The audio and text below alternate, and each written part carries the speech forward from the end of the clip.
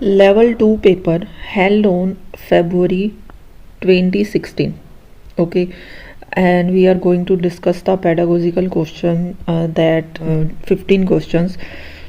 First is a speech community refers to a group of people who, ये जो speech community है ना, ये मतलब किसके लिए यूज़ करते हैं, किस ग्रुप के लिए हम यूज़ करेंगे।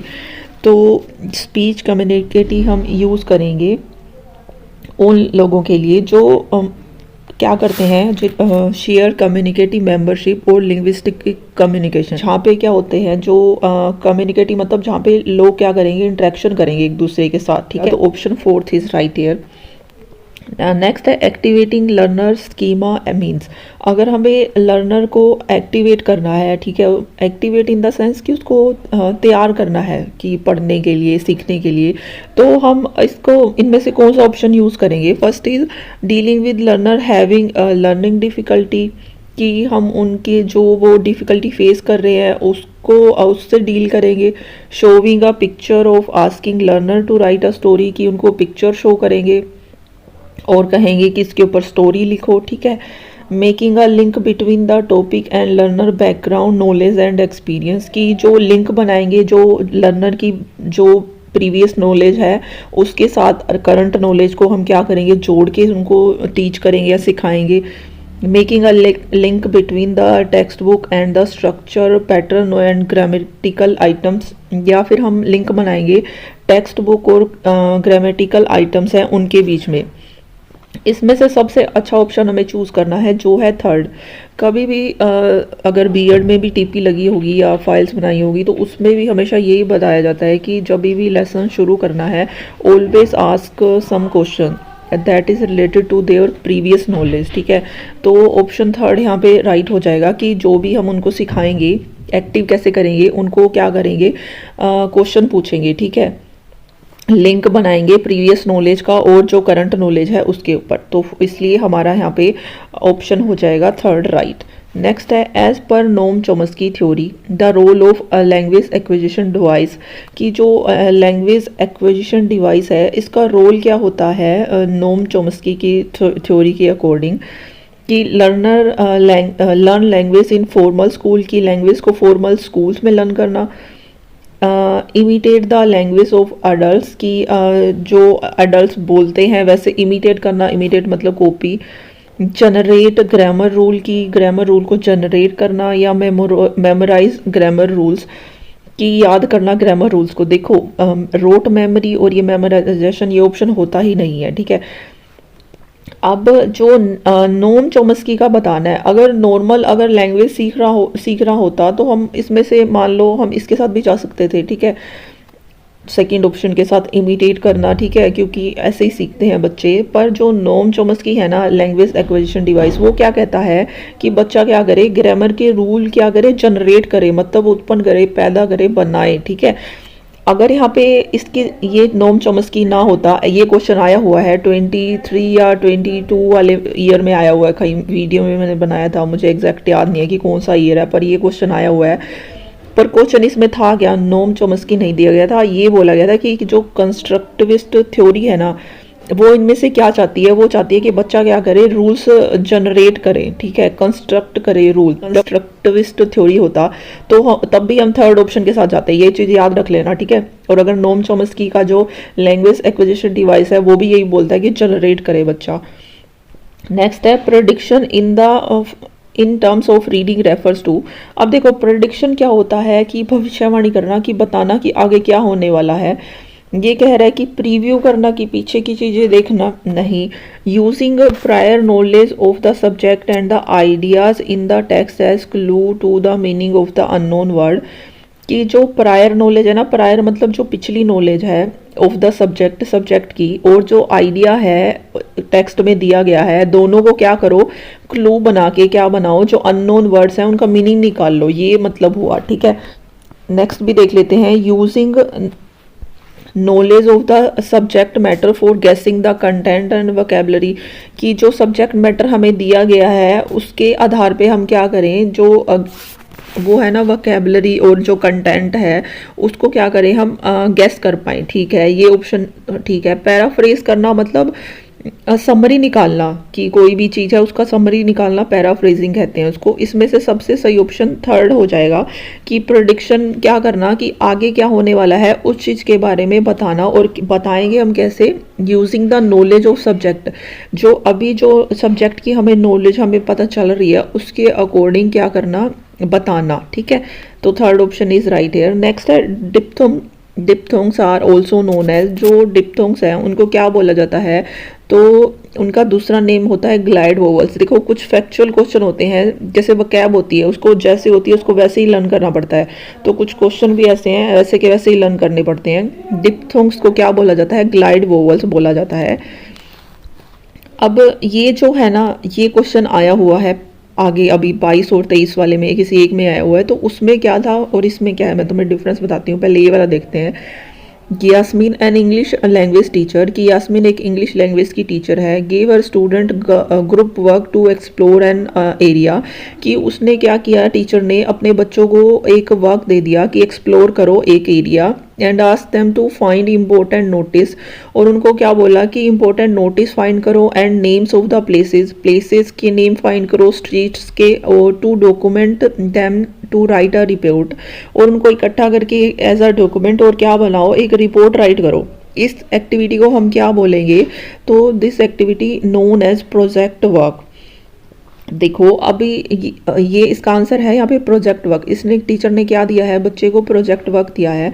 तो अब क्या है कि ये पीयर ग्रुप नहीं है, ना ही असाइनमेंट है और ना ही कोई एक्टिविटी बेस्ड लर्निंग है, कि डाटा इकट्ठा करके हमें क्या करना है, एक तैयार करनी है एक रिपोर्ट। ठीक है, अगर इसके अंदर टाइम दिया गया होता कि 1 वीक है या 3 वीक है, 1 मंथ है, 3 मंथ है, ऐसे करके उस ये जब क्वेश्चन आया हुआ है अभी जो 22 और 23 में, उसमें इन्होंने टाइम मेंशन किया होगा कि 3 मंथ का टाइम दिया है बच्चा, अगर ये कुछ कर रहे हैं तो उसको हम क्या बोलेंगे, तो वो प्रोजेक्ट वर्क हो जाएगा। ठीक है, क्योंकि इसके अंदर टाइम लगता है सारा डाटा इकट्ठा करने के अंदर, तो इसने इनडायरेक्टली पूछ लिया। अगर यहाँ पे टाइम मेंशन होता कि 3 मंथ्स है तब भी हम प्रोजेक्ट वर्क के साथ जाते। Marudu Smita while teaching a lesson on atom form, की जो मरुद स्मिता है वो क्या कर रहे हैं, जब लेसन पढ़ा रहे हैं किसके ऊपर, एटॉम के ऊपर।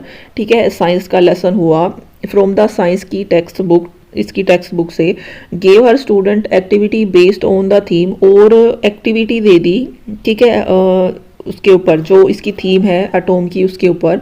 द एक्टिविटी इंक्लूडेड वोकेबलरी, पर जो एक्टिविटी इसने दी है ना इस चीज़ के ऊपर, तो वो क्या है, वोकेबलरी बेस्ड है और डिबेट बेस्ड है। ठीक है, इसमें वोकेबलरी भी यूज़ करी जाएगी और डिबेट भी यूज़ करा जाएगा। तो ये जो स्ट्रेटजी है इसको हम क्या बोलेंगे, तो इसको बोला जाएगा लैंग्वेज अक्रॉस करिकुलम। ठीक है, तो अब लैंग्वेज अक्रॉस करिकुलम होता क्या है, ये एम्फेसाइज करता है role of language in all subject matter learning, कि लैंग्वेज का रोल एम्फेसाइज करेगा कि चाहे हम कोई भी सब्जेक्ट सीख रहे हो। मान लो ये जो साइंस की बुक है ये है हिंदी के अंदर, तो हिंदी के अंदर जब ये वोकैबलरी और ये डिबेट करें, लैंग्वेज को भी क्या होगा, मतलब और अच्छे से सीख पाएगा ना बच्चा। मानो कि जो साइंस सब्जेक्ट है वो इंग्लिश में है, किसी का इंग्लिश में है, तो वो क्या करेगा, अगर वो डिबेट कर रहा है तो इंग्लिश की वोकैबलरी सीखेगा, इंग्लिश में डिबेट करेगा तो फ्लुएंसी भी आएगी, एक्यूरेसी भी आएगी, बोलने का कॉन्फिडेंस भी आएगा, हर चीज़ होगा।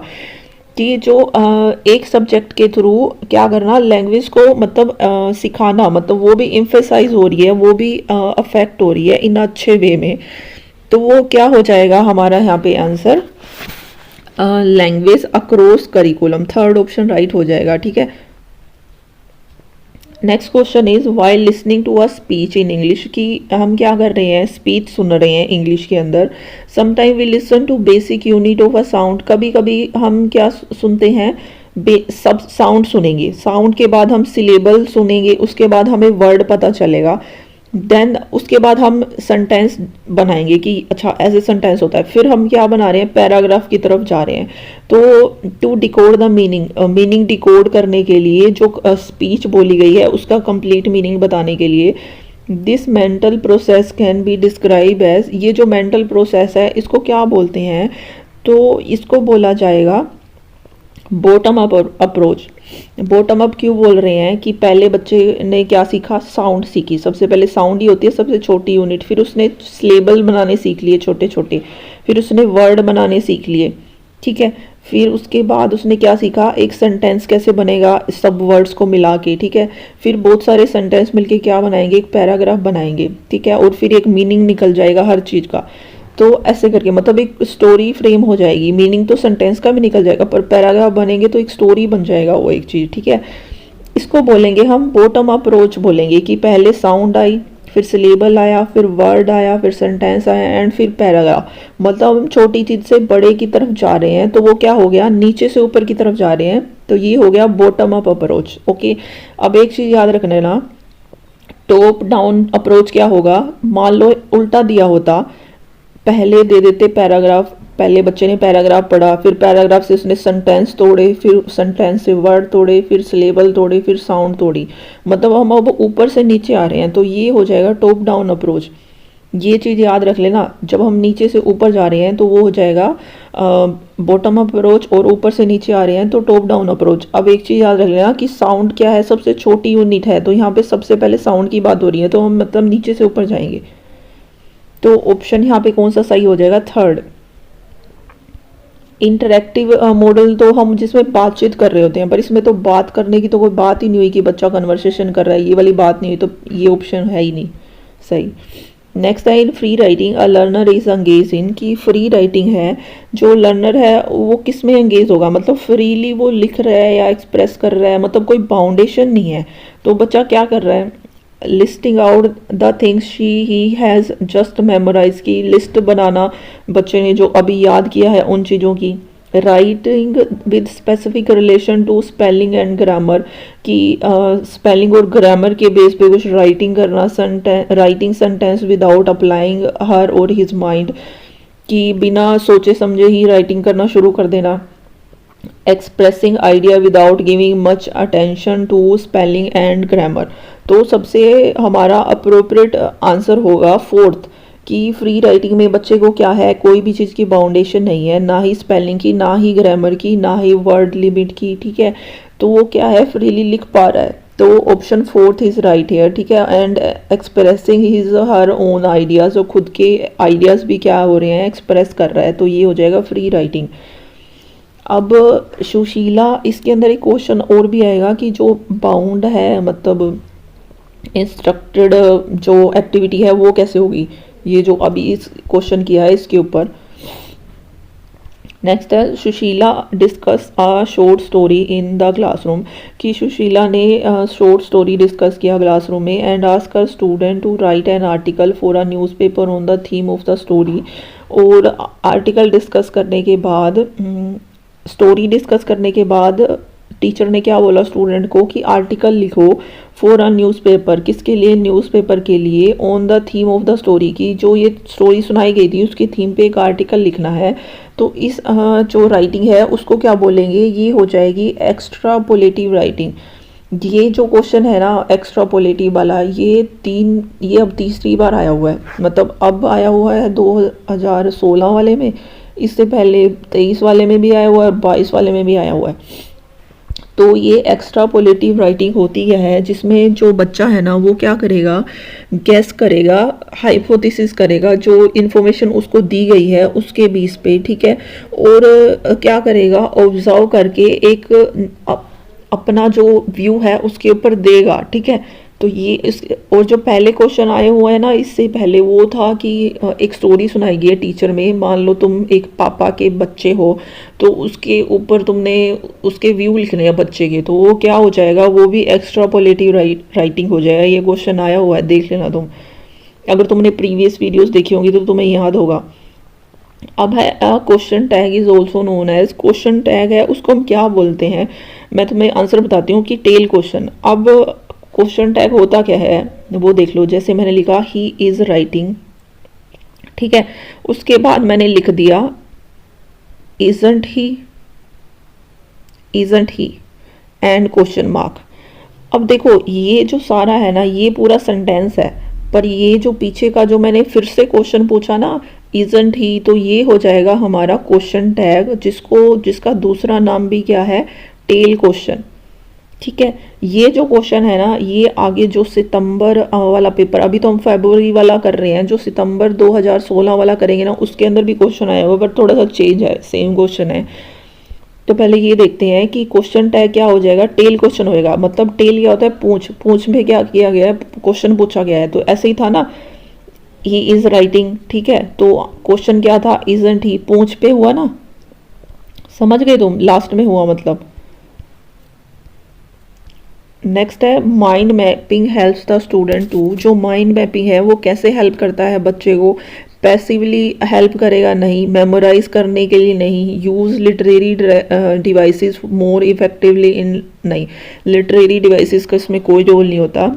माइंड मैपिंग किसके लिए यूज़ होता है, ब्रेन स्टॉर्मिंग के लिए, या एक्सप्लोर एनी आइडिया और एक्सपेंड इट, कि कोई भी आइडिया को क्या करने के लिए, एक्सप्लोर करने के लिए या सोचने के लिए। कभी कभी हम फ्री बैठे होते हैं तो कुछ सोचने लग जाते हैं कि अच्छा ऐसे करना चाहिए या वैसे करना चाहिए, क्यों करना चाहिए, तो ये सारा ब्रेन स्टॉर्मिंग होता है।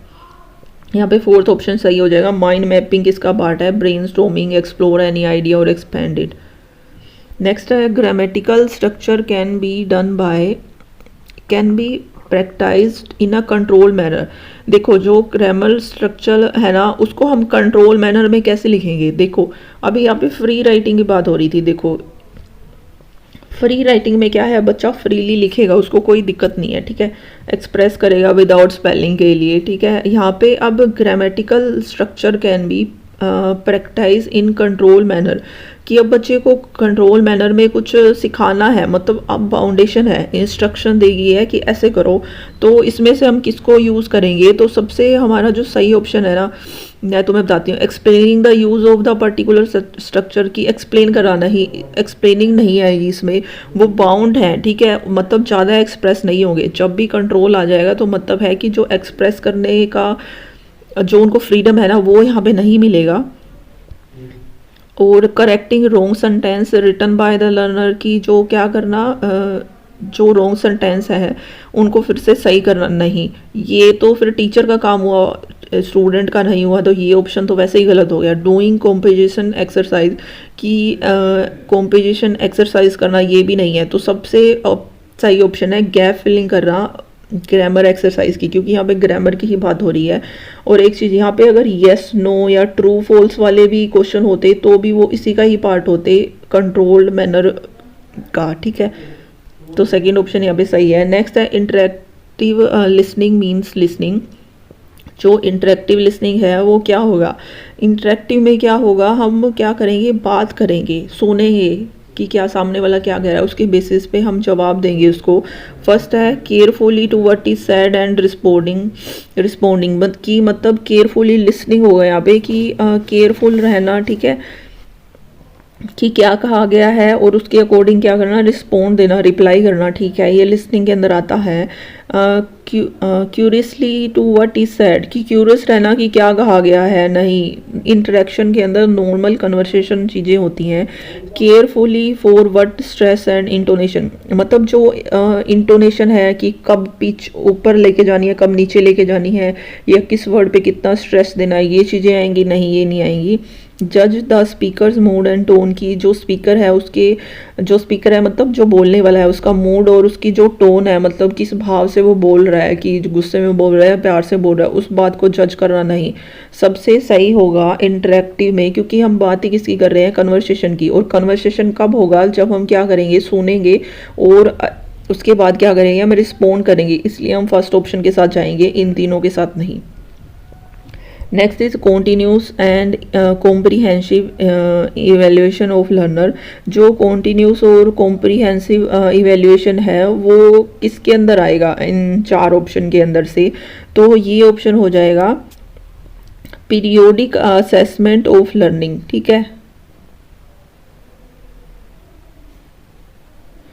पीरियोडिक असेसमेंट ऑफ लर्निंग इसका पार्ट है ये कॉन्टीन्यूस एंड कॉम्प्रीहेंशन इवेल्युएशन, क्योंकि ये कॉन्टीन्यूस चलता रहता है, ठीक है, हमेशा ही तो इसलिए इसके अंदर हम पार्ट करेंगे। अगर यहाँ पे फॉर्मेटिव असेसमेंट होता ना तो हम उसके साथ भी जाते, पर वो ऑप्शन में नहीं है, तो यहाँ पे थर्ड ऑप्शन सही हो जाएगा। तो आज के लिए ये इतना है, आगे ये कॉम्प्रीहेंशन वाले शुरू हो गए हैं। बाकी हम नेक्स्ट पेपर कल सोल्व करेंगे।